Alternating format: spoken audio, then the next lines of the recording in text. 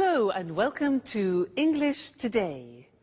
This is DVD 9 and it's the first DVD of your lower intermediate level.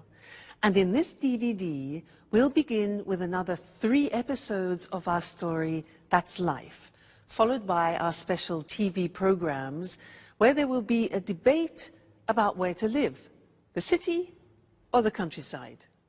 Then we'll learn how to make strawberry whip in the cooking section. Then in the grammar section, we will study how to use the English auxiliaries. We'll also look at how to ask for permission and express obligation using must and have to. You'll also learn some important phrases for talking on the telephone, okay? So, happy viewing.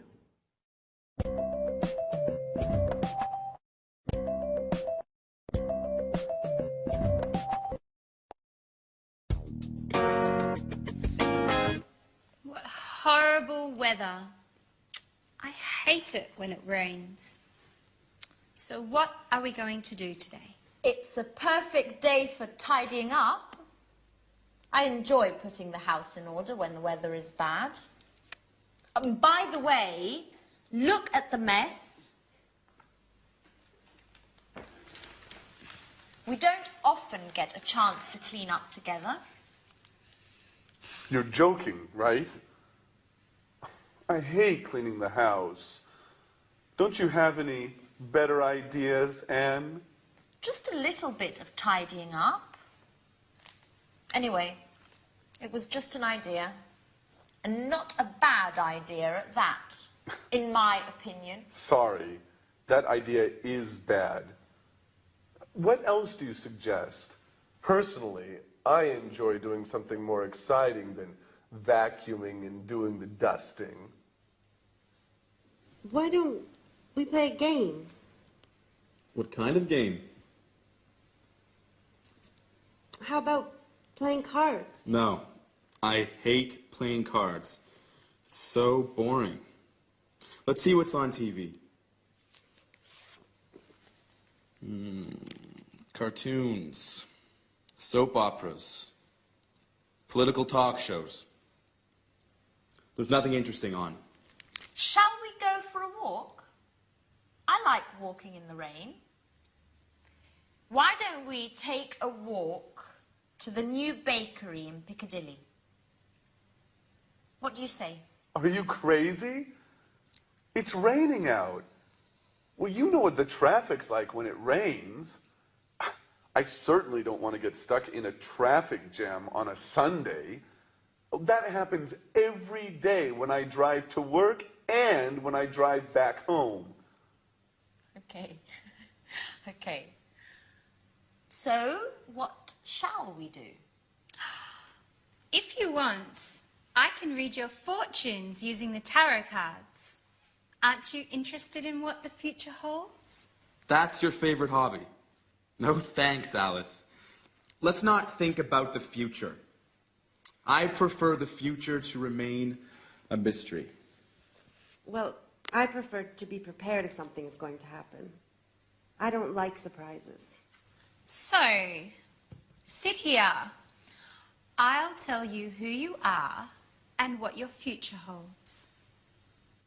You know what I like to do on days like this? Nothing. Totally relaxing, doing nothing. I agree with you, Jack. Total relaxation. Now that's a great idea. And maybe eating something nice and tasty. Huh, Anne? Why don't you prepare us one of your lovely lunches? No way, guys. You don't want to go out. You hate cleaning the house. You don't like playing games. So, in other words, you want to do nothing while I have to cook. And do you know what I say? I also enjoy doing nothing. That's what I'm going to do. Watch out, couch.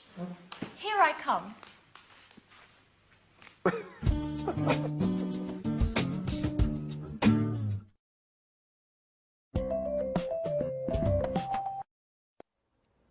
Hello and welcome back to English Today, that live TV program where you can learn the English language.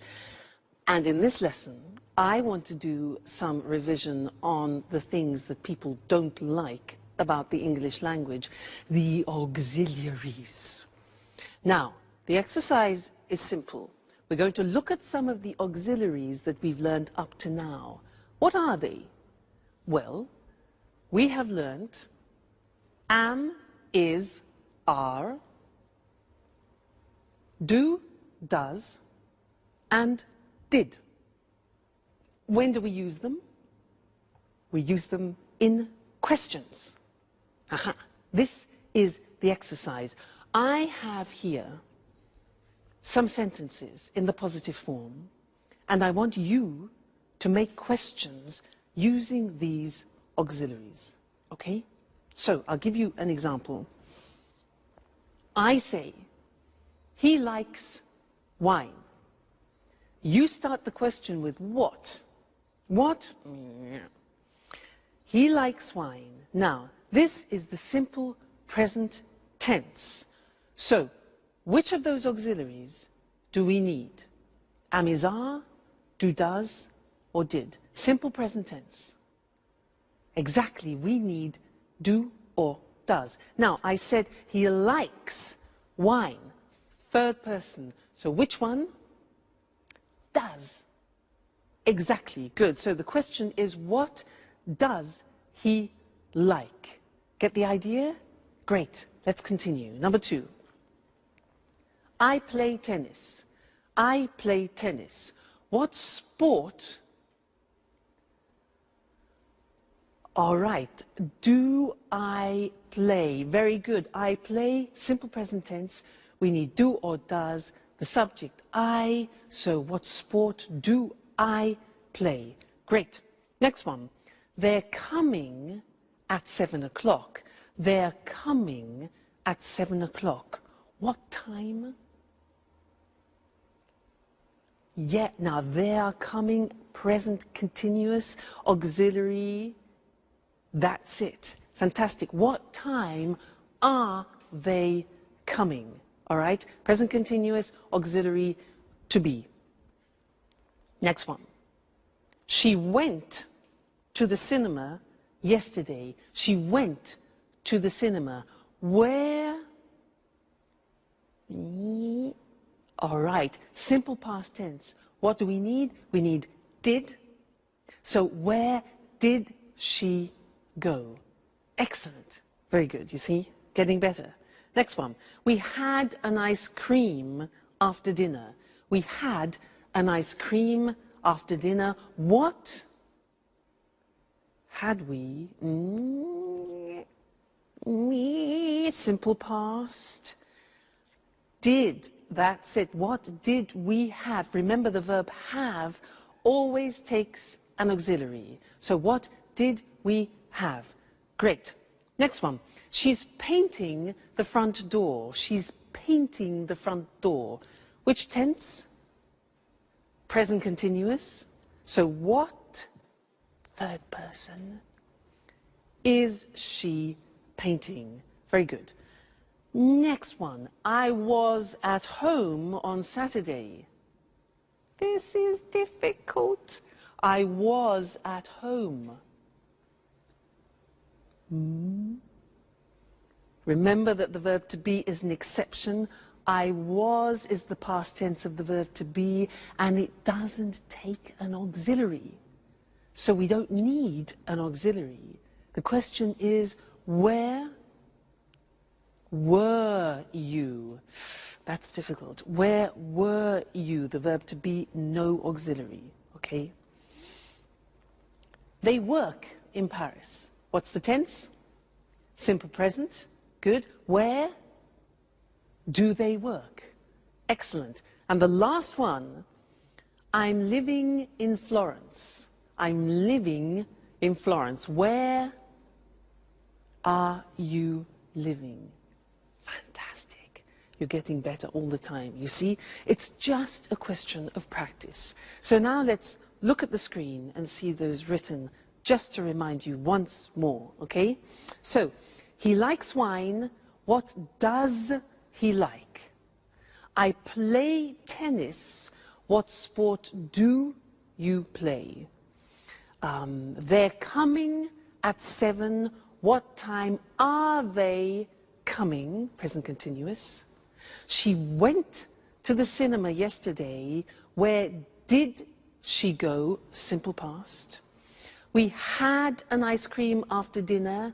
What did we have? Simple past after dinner. Remember, have, you need the auxiliaries. She's painting the front door. Present continuous. What is she painting? Okay, so that's it. Keep practicing with your auxiliaries. They will be easier and easier. Now let's go back to our friends, where Alice is reading Sharon's tarot cards. Let's see what comes up. See you later. Bye.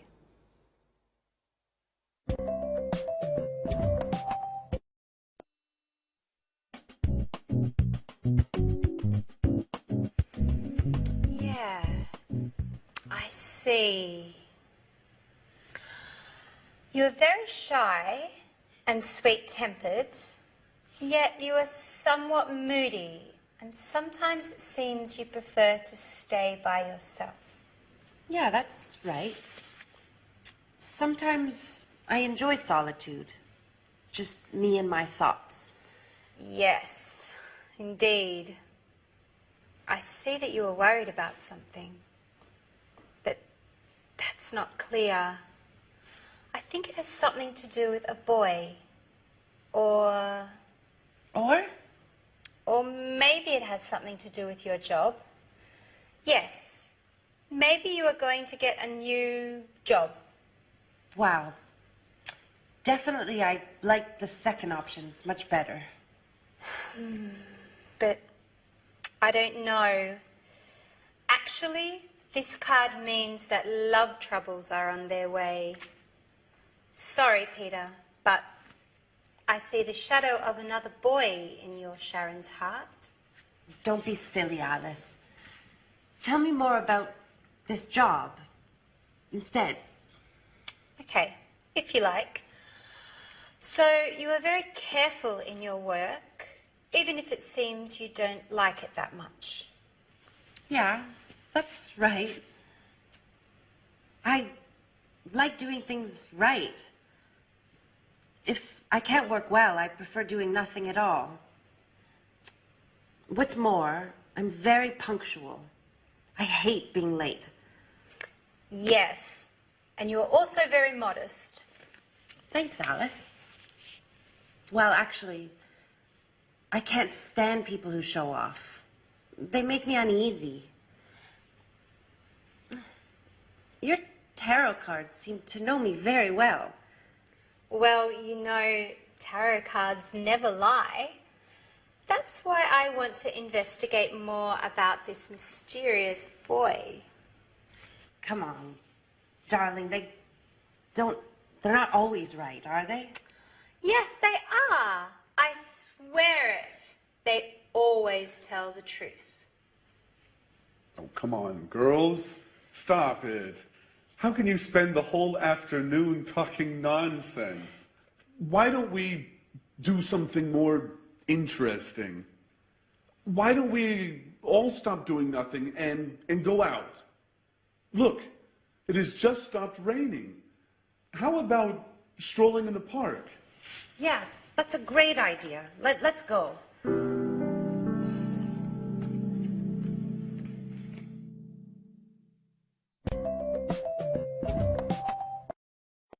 Hello again and welcome back. I want to continue doing some work on auxiliaries. Do you believe in tarot cards? I don't. Now, that's sort of an example of what I'd like to teach you now. Short answers in English. Usually in other languages, when you ask a question like, do you believe in tarot cards? People say yes or no. In English, it's a little bit more complicated. I can say, for example, do you believe in tarot cards? Yes, I do. No, I don't. So we take the auxiliary and we repeat it in the positive or the negative. So that's really quite strange. Other languages don't do that. As it's complicated, I want to go to the screen now and we can look at it written. It'll be easier for you. Very common. You'll hear it all the time. So, look at the example. Does he like wine? Instead of just saying yes or no, we take the auxiliary of the question and we say, yes, he does, or no, he doesn't. You see that? We repeat the auxiliary. Very unusual. Do you play tennis? Do is the auxiliary. Yes, I do. No, I don't. The negative, all right? So we always take the auxiliary of the question. Next one. Are they coming at 7 o'clock? We've changed tense. It's the present continuous, the auxiliary to be. So yes, they are, or no, they aren't. Are they coming at 7 o'clock? Yes, they are. No, they aren't. Next. Did she go to the cinema yesterday? Did, simple past. Repeat. Yes, she did. No, she didn't. Okay? Next one. Did you have an ice cream after dinner? Yes, we did. No, we didn't. Is she painting the front door? Is. Yes, she is. No, she isn't. Were you at home on Saturday? Now listen to this. Yes, I was. You take the verb to be and you put it in the correct form. So were you? Yes, I was. No, I wasn't. Okay? Is she in the bathroom? Is. Yes, she is. No, she isn't. Do they work in Paris? Yes, they do. No, they don't. Are you living in Florence? Yes, I am. Verb to be, are you? Yes, I am. No, I'm not. So you see, it's really quite unusual, isn't it? And it's not easy. It's not a spontaneous thing. You have to practice. So, do you understand? Yes, I do. No, I don't. All right, so those are your short answers. Have some fun with them. Keep practicing them. And I'll see you in our next lesson. Okay, bye.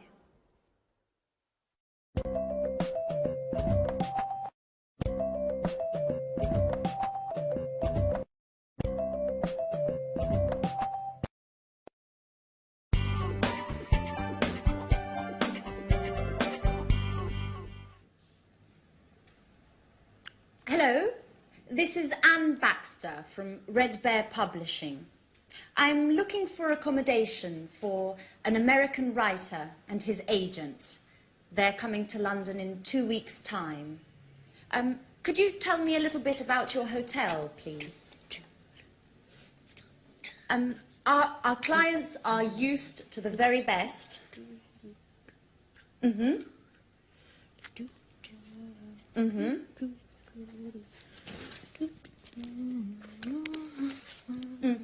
And do you also have a swimming pool? A sauna?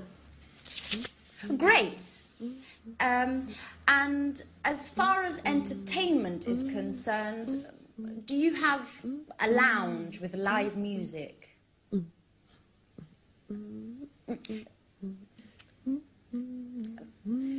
Could you hold a moment, please? Sharon, stop humming, please.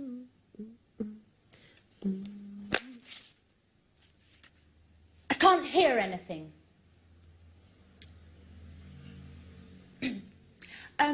Okay, well, thank you very much for your help. I'll let you know as soon as possible. Right. Goodbye.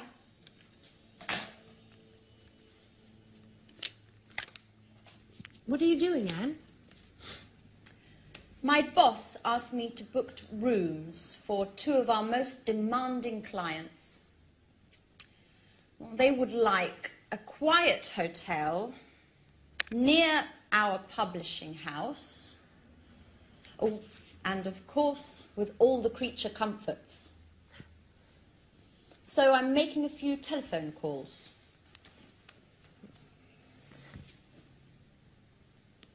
And listen to this song for a moment. It's Ray Charles's last recording. It's fantastic. I've got a lot to do, Sharon.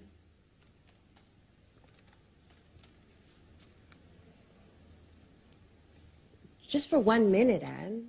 Come on. I'm afraid I can't now. But just, why don't you go over to Alice's? She's having a shower. You know, when Alice gets in the bathroom, she takes at least 2 hours. Well, do whatever you want. Just, please, get out of this room. Anne, what's the matter today? Why are you treating me so badly? That's enough, Sharon. I know everything about it. Everything about what? That you've got a lover. A lover? Are you going crazy, Anne? Oh, don't try and pretend with me, Sharon. And I call you a friend. But it's the truth. Uh-huh. And who is my romantic lover, by the way? You know. I'm talking about Jack. Jack? What are you talking about? The photograph. The one where you and Jack are kissing. It's not what you think, Anne. Uh-huh. So you tell me. You know, a picture says more than 1,000 words. That photo is from 3 years ago. We were engaged. Or what? But you and Jack were engaged. I know. I know. I wanted to avoid stupid gossip. And also because of Peter. So now you're telling me that... Well, I can't believe it. I know. I didn't want to hurt your feelings. See, now you're angry with me. That's why.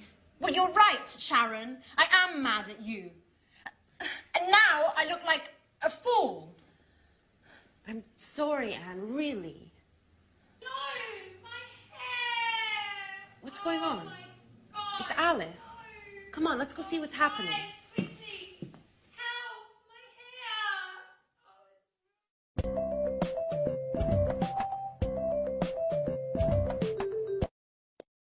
Hello again and welcome back to English Today. Did you see that last episode of That's Life? Poor Anne. Well, sometimes the truth is difficult to hear, isn't it? Yeah. Oh, sorry. Sorry, I forgot to turn my phone off. This live television program, just one moment. Hello? This is Louise speaking. Pablo, I'm afraid he's not here at the moment. Yes. Well, just one moment. I'll try and find out. Okay. Put it on hold.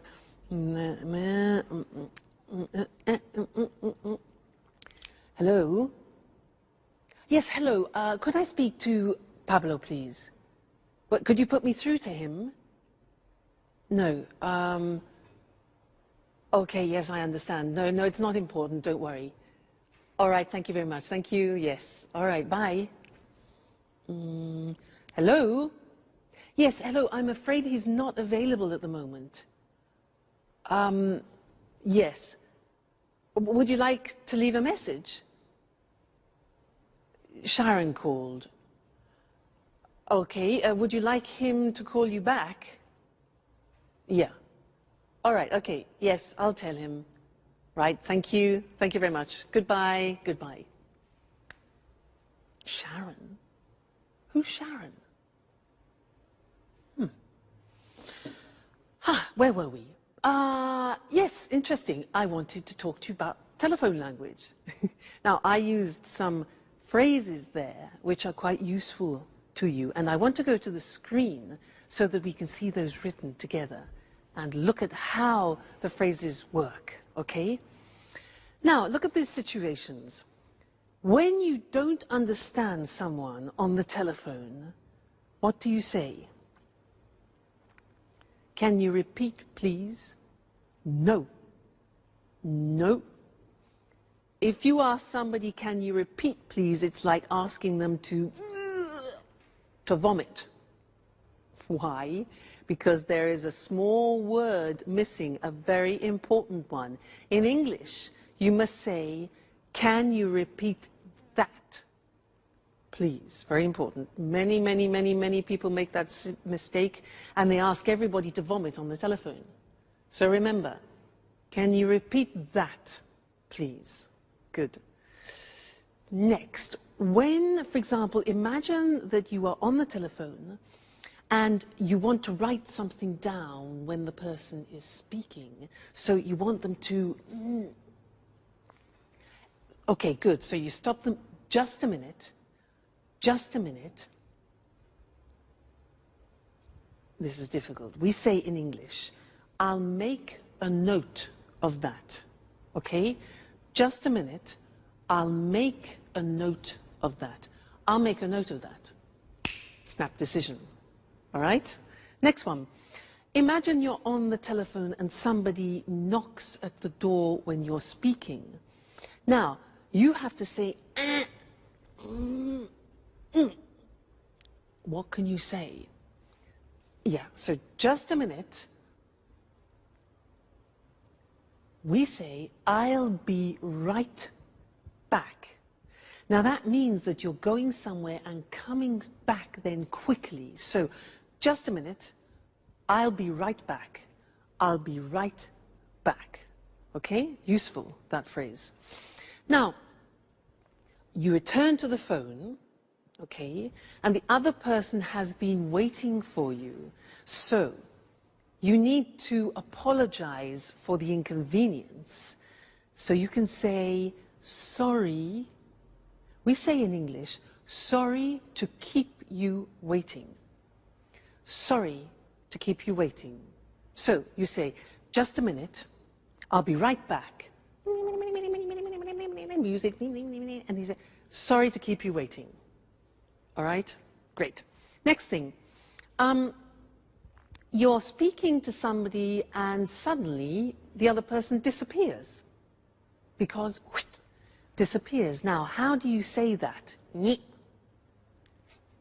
English, we say, sorry, we were cut off. We don't talk about the telephone line. We say, sorry, we were cut off. Okay? Great. Now, when the line is bad, you know, with mobile phones, often you can't hear properly, especially when you're on the train, sometimes when you're in the mountains, and you hear... Do you know what you can say? We say in English, hello, you're breaking up. You're breaking up. I'll call you back. I'll call you back. So, you're breaking up, I'll call you back, or can you call me back? All right, so those are some of the most important phrases when you're speaking on the phone, but we will be looking at more telephone language because it's very useful for you, and it's a bit unusual. You need to practice it a lot. Practice in the bath, for example. I'll be right back. I'll be right back. So that way you don't panic when you answer in English. All right? Great. So I'll see you in the next lesson and we'll look at some more telephone language. Bye.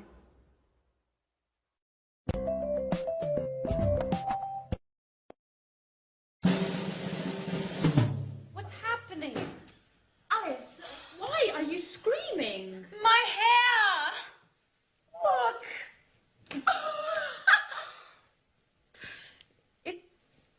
It looks... Your hair is green. I know.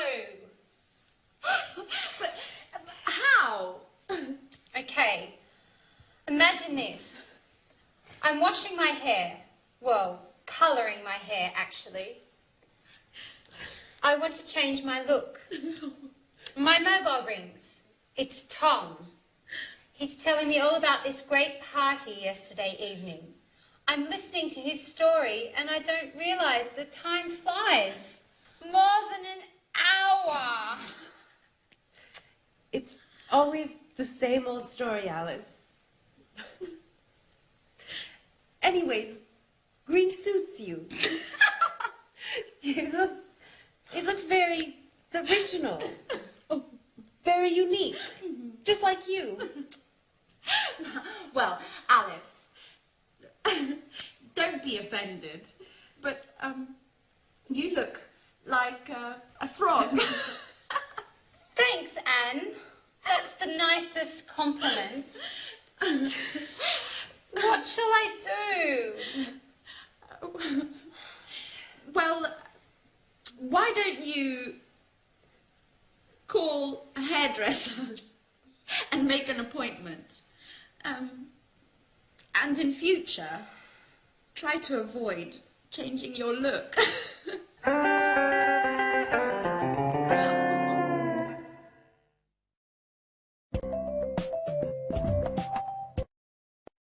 Hello again and welcome back to your live TV program where you learn English.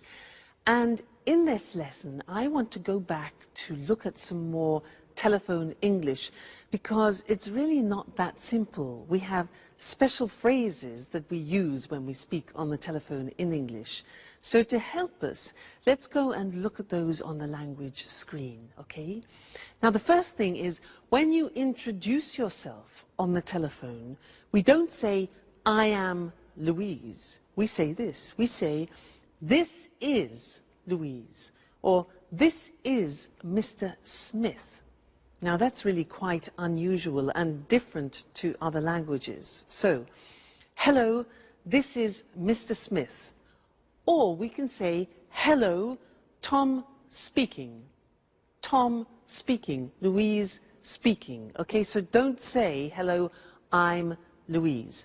We only use that when you do, for example, a sales presentation on the telephone.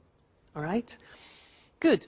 Then, asking who the other person is, you can say, hello, is that Mr. Jackson? Is that Mr. Jackson? So it's like, this is that Mr. Jackson? Hello, is that Peter speaking? And not, hello, are you Peter? Okay, is that? Good. Now, you want to ask to speak to another person. So what can you say?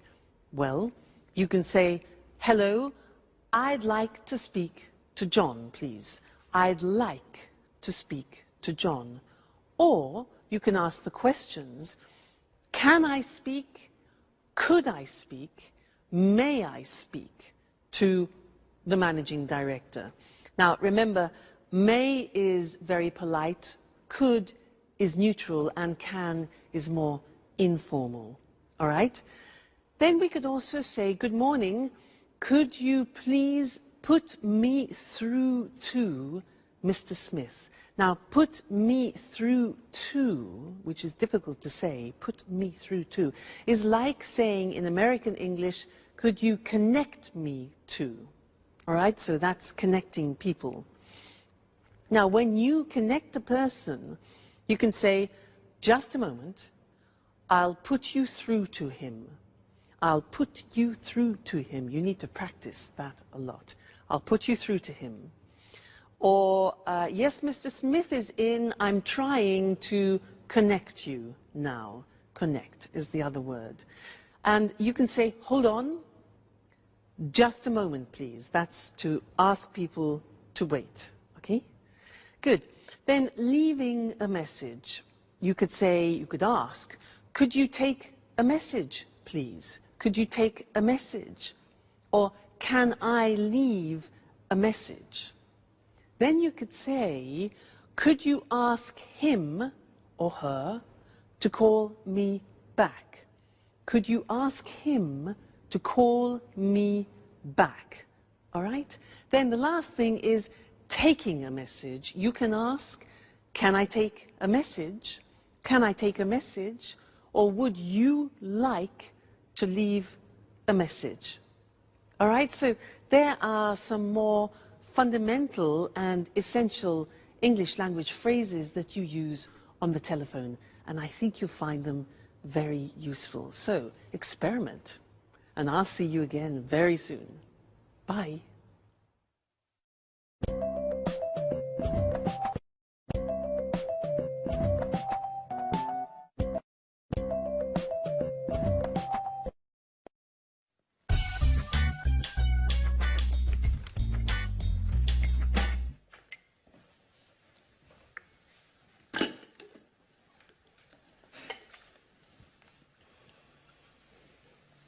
Good morning, everybody. Can I ask you a question? Yesterday evening, I got... Sorry, Jack, I can't listen now. I've got to get to work. I have a meeting at 9:30 with my editor, and I'm late. But I only need a minute. It's important. Nothing is more important than this meeting. If I arrive late, my boss will kill me.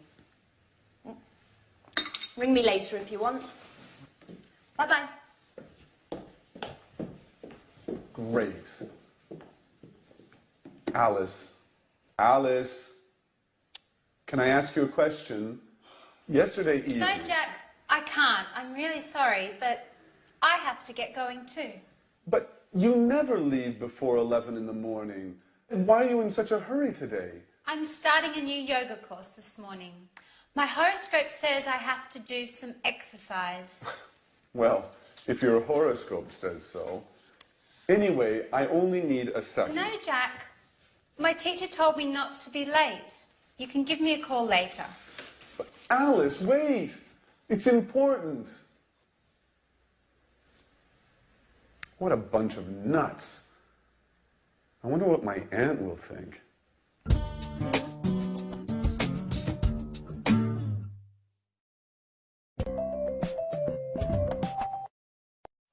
Hi again. Did you hear what Jack said? He said, what a bunch of nuts. Do you know that expression in English? Because nuts has a couple of meanings. Nuts are the things that you have in an aperitif, but it's also a way of calling somebody a crazy person. You say, you're a nut, means you're crazy. Okay, I just wanted to clarify that for you. He also said, can I ask you something? May I ask you something? He wanted the girls to listen to him, and they weren't paying any attention. And I want to talk to you about these words, which are may, could, and can, because they are the three forms that we use when we ask for permission. So what's the difference between them? Now, if I say, excuse me, may I open the window because it's hot in here, may is used in more formal situations. If I use could, it can be used in any situation. It's neutral. So, for example, could you lend me your pen? And can is used in more informal situations. Imagine you're at home, you're having dinner, you want the salt, so you can ask, can I have the salt? Less formal. So let's go to the screen and see those written, see the differences. We talked about it already, actually, when we looked at telephone conversations. So, formal situations, may I, and we can also say, may we. May I, may we. May I ask you a question? May I offer you something? And may I have this dance? So remember, may for formal situations, it's very polite, okay? Then could for neutral situations, which means you can use it in any situation, really. Could I use your phone, please? Could I change the appointment? And could we meet later? All right, so very useful verb. It's good in all situations. And then can you pass me the salt? Please, more informal with your friends, your family, people you know well. Can I have some wine, please? And can I borrow the car tonight? So, those are the examples, all right? May, could, and can. So, remember, depending on who you are talking to, make that choice. May, could, or can. Let's go back to that slide. The girls are exhausted, and Jack has a surprise for them. Let's see what it is. Bye.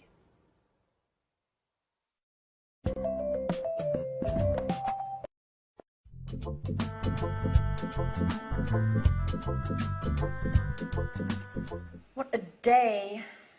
I'm exhausted. Me too. All of my muscles are killing me. What is there to eat, Anne? Well, we can make a sandwich. That's about it. The fridge is practically empty. Jack, is that you? Who's that with him? Hi, everybody. This is my Aunt Carolina. She came all the way from Bologna to see me. She'd like to see how I'm getting along. Well, good evening. Jack, why didn't you say anything? I should clean up. Look at the mess. Well, everybody was in such a hurry this morning. I tried to telephone you, but your mobile was off. And Alice's mobile just rang and rang. I imagine you left it at home again as usual, Alice. Well, I guess so. Good evening. It's a pleasure to meet you. Well, well, only girls, eh? So, you are Alice. Alice, the interesting one of the house. And you are Anne, the housekeeper. Please, Aunt Carolina. So that's how you describe us. Come on, Aunt Carolina is only joking, right? And this is the wonderful house. Well, yes, but it's usually tidy. It's still very charming. Thank you. But, may I offer you something? Would you like to have a glass of wine, maybe? Yes, thank you, I would. Alice, could you get a bottle of wine, please? There isn't any wine. Anne, there isn't any wine. There isn't any beer. We have to do the shopping. Oh, well, I'm terribly sorry. It's not usually like this, but today was very busy. Do you know what? Let's go out for dinner. Oh. What do you say, Aunt Carolina? That sounds good to me. Excuse me, do you go out dressed like that? Maybe you should get cleaned up a bit? Yeah, you're absolutely right. Let's get ready to go out on the town. May I ask you a question, Jack? Of course, Aunt Carolina. Shoot. Do you really think it's such a good idea to live together with all these women?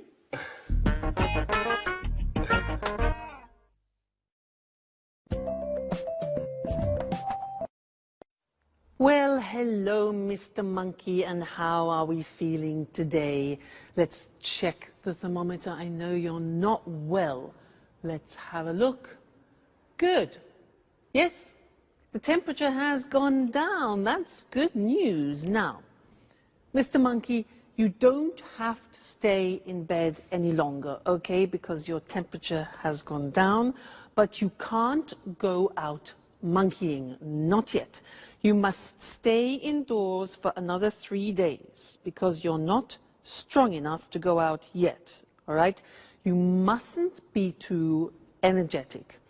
You can have relaxing baths and you can eat whatever you want, but you mustn't have any alcohol, okay, because you haven't finished your antibiotics and it could have a disastrous effect on you, all right? So you must finish your cycle of tablets. Now, let's see what else. Oh, yes, and you must drink a lot of water, maybe 5 liters a day, if you can manage that, okay? good. So, oh, and you don't have to pay me until you're better, okay, Mr. Monkey? So, take very good care of yourself, and I will come back tomorrow and check on your condition again, okay? So, goodbye, Mr. Monkey. See you tomorrow. I became a nurse to show you other ways of using modal verbs. Now, so far we have studied can, could, and may. And these are verbs which help to change the meaning of the verb which comes after. They're called modal verbs. And here we were using verbs of obligation. Very interesting. Let's look at the screen and see those. Now, let's first go back to permission. Remember, we talked about can is a form of expressing permission, and I was giving him permission to do things. For example, you can eat whatever you want, you can go for walks, and you can't, however, that's not giving permission, you can't go monkeying or you can't go to work, all right?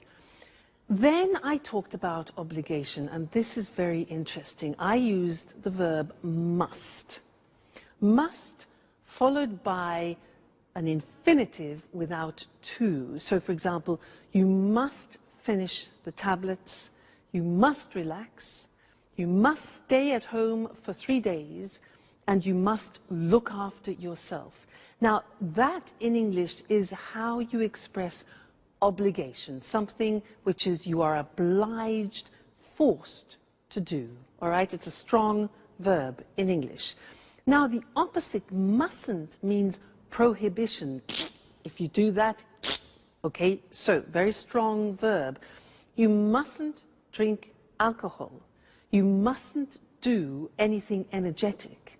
And you mustn't jump about, all right? So must and mustn't. Must, obligation, mustn't, prohibition. Then I said something else. I said, you don't have to stay in bed. Now that's very interesting because that's optional obligation. And it's the same as saying you don't need to stay in bed. You don't have to stay in bed. It's optional. Or you don't have to stay indoors. I also said, you don't have to pay me. It means it's not necessary. So that's optional obligation with have to. So that's an important lesson. Must, mustn't, and have to as different ways of expressing obligation. Great. So now you have to study more English. You must read and watch your English lessons, okay? And I must see you again next time. Okay then, goodbye.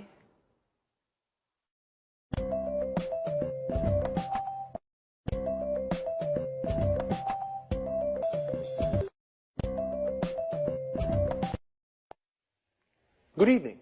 Welcome to this week's edition of Let's Talk, our discussion program with our commentators, Tom and Marie. How are you? Fine, Eric. Fine. Good to see you again. Well, did you have a good weekend? Very good, thanks. I relaxed in the country. I have a house there. It's so peaceful. A healthy weekend. And you, Tom? Well, I had a great weekend too. I stayed in the city and it wasn't peaceful. I went out a lot and made some new friends. Sounds like a good weekend to me. So, the same old story. A relaxing, peaceful life in the country compared with an exciting life in the city. Where's the best place to be? In the city or in the country? Let's discuss this more. Sure. I'll convince you that gardening's more interesting than the pollution and chaos of the city. Well, I'm not so sure about that. Last weekend, I went to the cinema, a rock concert, and 2 parties. Gardening isn't for me. Really? Your weekend certainly wasn't relaxing. Don't you feel tired? Well, maybe a little, yes, but I love city life. The city offers so many things. It's fantastic. I don't agree with you. Life in the city is too stressful. You rush around all day long. And then there's the traffic and finding a parking space. Walking in the woods is far better than being stuck in traffic jams. I'm really thinking of moving to the country. Well, I don't think I could ever live in the country. I'd die of boredom. It would be a problem for my work, too. You're wrong, Tom. You can work from home. A friend of mine does this. He works from home. He uses the internet for email and virtual meetings. He goes to the office in the city 2 or 3 times a month. He's got 3 children, and life in the country is great for the family. And he loves gardening too. And gardening is difficult in the city, isn't it? Sure, but country life is so isolating. You don't meet new people. Well, okay, the city is more polluted, more stressful, but country life is so boring. I like meeting new people, making new friends, and in the city it's easy to meet new people. I'm not so sure about that. Whenever I'm in the country, lots of my friends come to visit me. They all complain about the stress of city life, and they really enjoy the peace and quiet of the country. I'm sure that sooner or later, you'll arrive too. Let's bet on it. But if I do come, I'll bring a few friends and maybe we'll have a party. Okay, I'll be waiting for you. Of course, you're invited too, Eric. Oh, thanks, Marie. Okay, this is a good compromise. A less stressful weekend for Tom and a more exciting one for Marie. Well, the city or the country? I think it's difficult to say where it's best to live. It depends upon your taste. The country life is more relaxing, whereas the city life is more exciting. Well, time to say goodbye. Goodbye, Marie, and goodbye, Tom. Goodbye, Eric. Goodbye, Eric. And goodbye to you. And see you again next time on Let's Talk.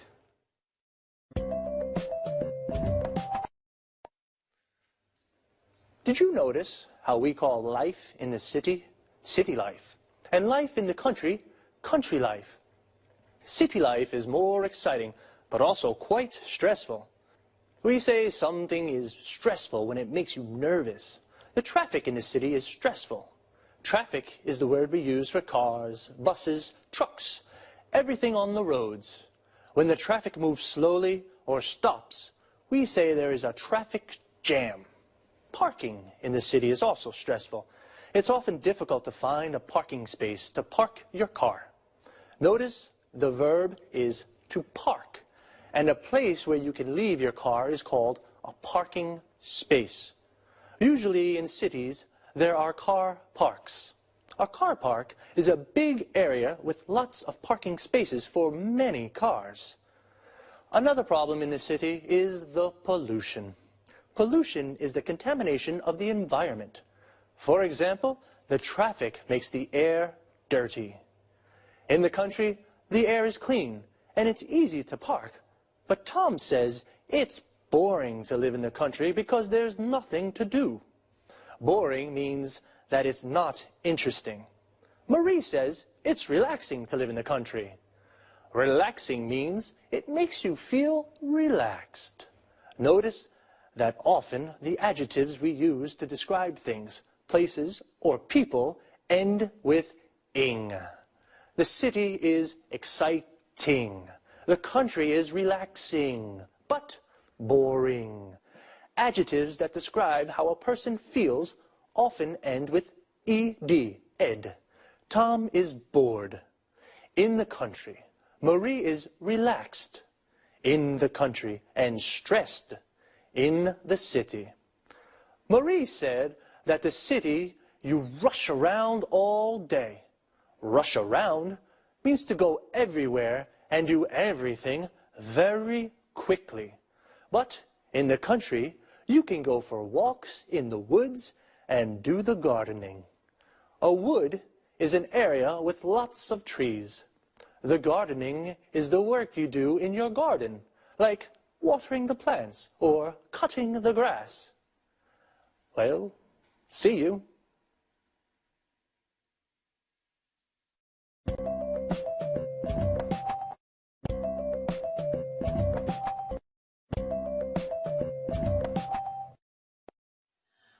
Welcome to Cooking Today.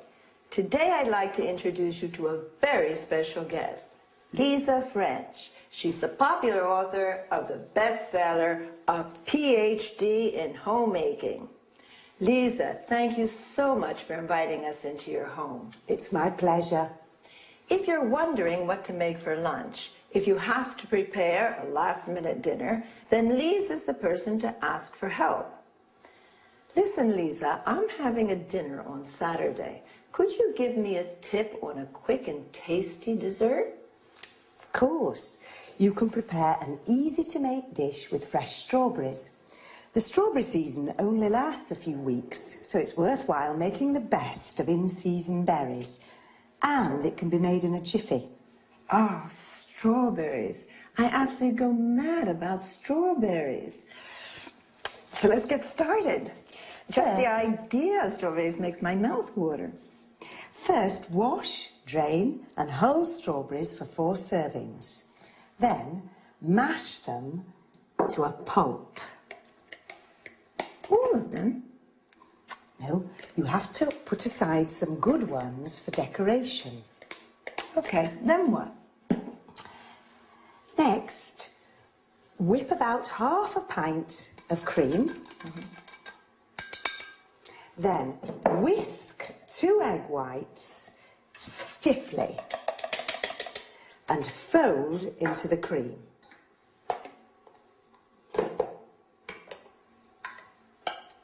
Add the strawberry pulp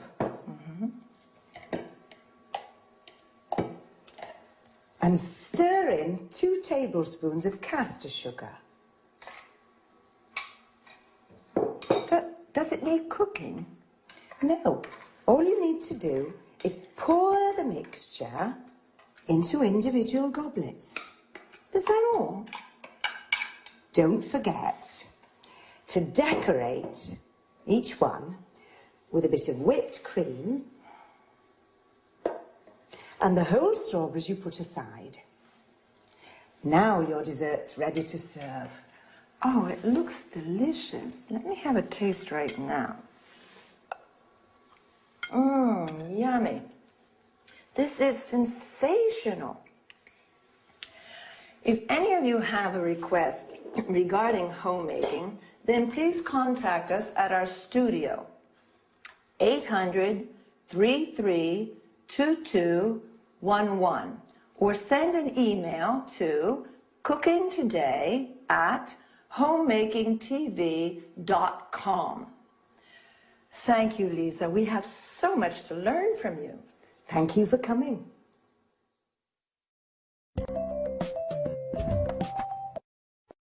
Have you enjoyed the recipe? Well, now let's go over the language used in the interview. First of all, let's explain what a homemaker is. A homemaker is an expert in all matters concerning administration and running of a household, cooking, budgeting, sewing, etc. Lisa used some typical culinary terms. Drain means eliminating excess water from food after washing or boiling. You drain pasta, vegetables, and so on. Hull means removing the inedible parts from the food, like peas, beans, or strawberries. Mash means crushing some food, such as potato or carrots, into a paste. Whip means beating to a fluffy consistency, as in whipping cream. Whisk means whipping, egg whites, for example, to a froth, incorporating air or until firm. We say whisking stiffly. Stir is moving a spoon around a liquid when we add one ingredient to another, and mix them together when we say stir in. Fold in means blending other ingredients to a whipped mixture, stirring gently. Pour means adding a liquid into a mixture or serving tea, coffee, water. Lisa also mentioned a goblet, which is a small cup with stem to serve fruit salad or ice cream. A pint, which is a unit of liquid measure equivalent to 568 milliliters, a UK pint, or 550 milliliters, a US pint. A tablespoon is also used as a unit of measure. In order to express appreciation about food, we say tasty, delicious, yummy, mouth-watering. Lisa said in-season berries to mean fresh fruit. Otherwise, we say out of season, not to be confused with the word seasoning, which means adding salt, pepper, and other spices to food. A berry is a small fruit, such as a strawberry, blackberry, raspberry, blueberry. Another useful term is serving. You can also say helping. It refers to individual portions of food. Well, I hope you've had a good time, and I'll see you